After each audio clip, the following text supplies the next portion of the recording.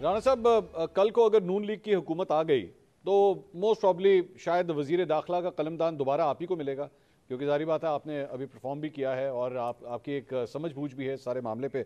मेरे ख्याल में अगर इस टॉपिक को हम यहीं पे क्लोज कर दें इस कमिटमेंट के साथ कि राणा साहब ये कह दें कि कल को अगर हमने मईशत ठीक कर ली तो ये 2017-2018 प्रोजेक्ट इमरान खान के जितने किरदार हैं, जिसमें जनरल बाजवा और जनरल फैज़ भी शामिल है, राना सनाउल्लाह बतौर वजीर दाखिला पुलिस को हुक्म देगा कि जाओ जाके जनरल बाजवा और जनरल फैज़ को गिरफ्तार कर लो। इतनी कमिटमेंट दे दें तो मेरे ख्याल में बात खत्म हो जाएगी। मामला ये है कि जब तक इसके ऊपर देखें, ये हमने कोशिश की थी पहले भी, और उस वक्त जब ये जनरल मुशर्रफ साहब का ये मामला था कि एक ट्रुथ रिकन्सिलिएशन कमीशन जो है वो बनाया जाए। देखिए, मैं तो इस बात का हामी हूँ, बाकी कल जो पार्लियामेंट आती है वो फैसला करेगी। गवर्नमेंट भी नहीं बल्कि पार्लियामेंट को फैसला करना चाहिए। पार्लियामेंट में सारी सियासी जमातें हों, वहाँ पे ये चीज़ें जो है वो डिस्कस हों, वहाँ पे जो है वो ये अहदाफ जो है वो तय हों। लेकिन तो आप वो हामी दो हैं इस चीज़ के, आप हामी हैं कि इन वो दोनों को गिरफ्तार किया जाना चाहिए? नहीं, मैं इस बात का हामी नहीं हूँ। मैं इस बात का हामी हूँ कि एक ट्रुथ रिकन्सिलिएशन कमीशन जो है वो बनाया जाए।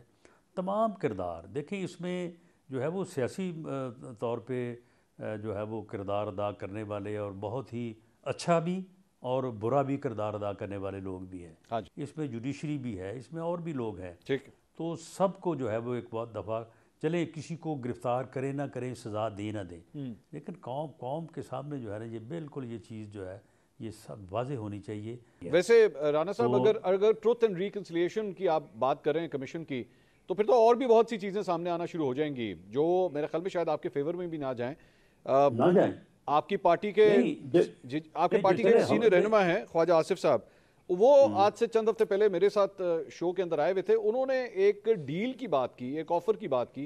जरा सुनिए, फिर मैं जरा कमेंट लेता हूं आपसे। सुनिए ख्वाजा आसिफ साहब क्या फरमा रहे हैं। आपने कहा कि जी हमें 2-3 दफा ये कहा गया कि आयो, हम अब तंग आ चुके हैं इससे, ठीक है? तो इसका मतलब है कि आप लोगों के लिए एक soft corner Aahista Aahista develop हो रहा था। अप्रैल 2019 से दे जुगो, यानी कि साल भी अभी नहीं हुआ। और उसके बाद दूसरी दफ़ा जो है मार्च 2021, उसने जो है at a very early stage जो है इनको डिसअपॉइंट कर दिया था। और उसमें मेन वजह, जिस तरह उन्होंने कहा था कि आप पहले पंजाब ले लें जून में, क्योंकि अप्रैल में ये बात हुई थी, और दिसंबर में आप फेडरल गवर्नमेंट ले लें। मैंने असेंबली के फ्लोर पे कहा, बल्कि वो मिनिस्टर साहब उठ के मेरे पास आए, मेरे घुटनों को लगाया, भाई ये गल ना करो। उन्होंने 12 आदमियों के नाम भेजे, लंदन भेजे कि ये मेरे साथ 12 आदमी हैं and we are ready to quit. ये राणा साहब, ये ख्वाजा आसिफ साहब जो तफसीलात बता रहे हैं कि 2019 में हमें इस तरह ऑफर हुई, हुकूमत में आ जाएं, पहले पंजाब ले लें, फिर बाद में वफाक ले रहे हैं। तो सर ये इसके ऊपर भी रोशनी डालें, फिर ये बात भी खुलेगी सारी, ये भी खुलनी चाहिए।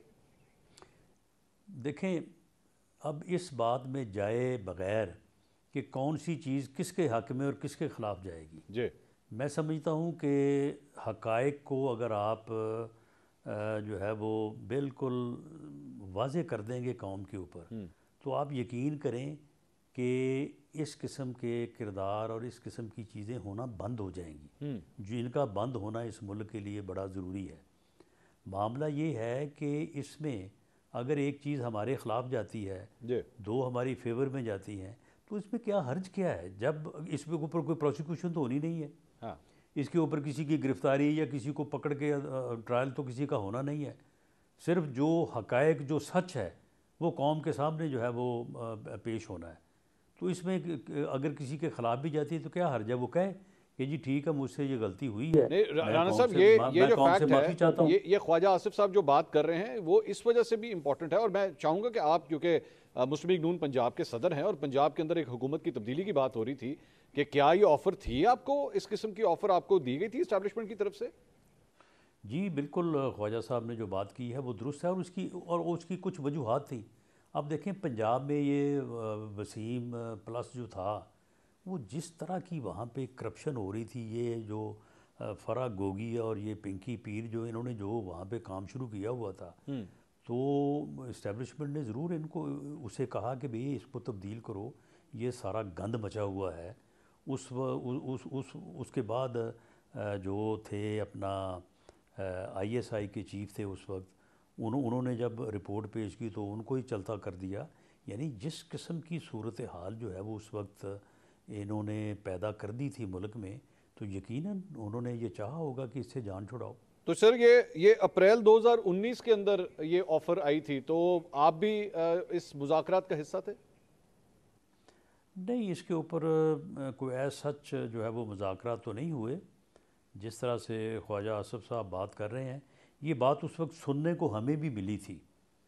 बल्कि जब किया था लॉन्ग मार्च मौलाना फजल रहमान साहब ने, तो उनके साथ भी ये कमिटमेंट हुई थी। वो भी बाद में ये कहते रहे हैं कि मेरे साथ ये कमिटमेंट हुई थी कि जी आप मार्च तक जो है इसको डिले कर दें या इसको आप ख़त्म कर दें, तो हम मार्च में तब्दीली ला रहे हैं। ये गालबन 2020 की बात है शायद। और ये कमिटमेंट किसकी तरफ से आई थी? ये नाम तो खैर मौलाना फजल रहमान साहब ने नहीं बताए थे, लेकिन इस्टेब्लिशमेंट का नाम उन्होंने लिया था कि जी इस्टेब्लिशमेंट की तरफ से थी। लेकिन वो कमिटमेंट या जो ऑफर थी वो पूरी तो नहीं हुई उस वक्त? जी, बाद में उनको यही गिला था। बल्कि वो तो ये भी कहते रहे हैं कि जी चौधरी परवेज़ लाई और चौधरी शुजात हुसैन इसमें ज़ामन थे, लेकिन बाद में इन्होंने धोखा किया है। बाद में इन्होंने जो है वो बात इन्होंने फिर ख़त्म कर दी। तो राना साहब, फिर इमरान खान साहब की फिर ये बात कि जनाब मैं तो पहले साल से ही इस्टेब्लिशमेंट मेरे पीछे पड़ी हुई थी और मेरी हुकूमत गिराने की कोशिश की जा रही थी, आप लोगों को ऑफरें करवाई जा रही थी, उनकी बात में तो फिर वजन लगता है? नहीं नहीं, उसकी बात में क्या वज़न होना। देखें, मेरा इमरान खान साहब की ज़ात से कोई मेरी अदावत नहीं है, कोई नफ़रत भी नहीं है, लेकिन उस बंदे के जो ख़यालात हैं उसकी बुनियाद के ऊपर मैं ये कहता रहा हूँ कि ये पाकिस्तान की सियासत में एक नासूर है।